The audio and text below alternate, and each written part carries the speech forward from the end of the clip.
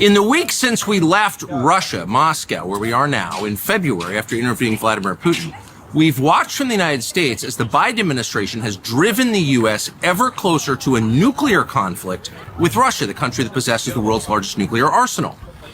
It has accelerated ever since, and it's reached its apogee so far in the weeks after Trump's election. He is now the president-elect. In that time, just a few weeks ago, the Biden administration, American military personnel, launched missiles into mainland Russia and killed at least a dozen Russian soldiers. So we are, unbeknownst to most Americans, in a hot war with Russia, an undeclared war, a war you did not vote for and that most Americans don't want, but that is ongoing. And because of that war, because of the fact that the U.S. military is killing Russians in Russia right now, we are closer to nuclear war than at any time in history. Far closer than we were during the Cuban Missile Crisis. That would mean the elimination of Russia, the United States, and most of the rest of the world. We felt there must be someone behind the scenes in Washington working to make sure that this conflict doesn't become a nuclear holocaust. But we found out that no, in fact, there is nobody. Tony Blinken, the current Secretary of State, cut off all contact between the U.S. and Russian governments. There is no back channel, there is no conversation, and there hasn't been for more than 2 years. That's shocking. Meanwhile, most Americans have no access to any perspective other than that granted to them by NBC News and the New York Times. They don't know how close we are. They don't know the Russian perspective.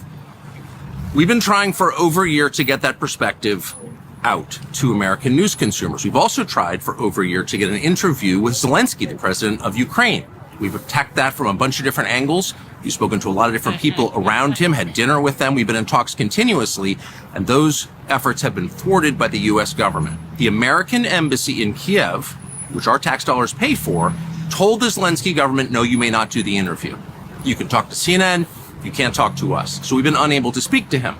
So we came back to Moscow yesterday to interview the foreign minister of Russia, Sergei Lavrov, the longest serving foreign minister in the world. He's been a part of this government for 25 years. He's been in the diplomatic corps for over 40. And ask him, where exactly are we? Are we headed toward an unprecedented conflict between Russia and the United States?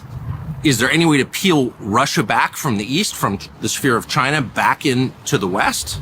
Is that alliance permanent? And does the election of Donald Trump mean an end to this war, which is reshaping the world, the U.S. economy, the global economy, and risking the life of every person on this planet? Is that possible? We just walked out of that interview. It's absolutely fascinating. It's coming very soon. We hope you'll watch.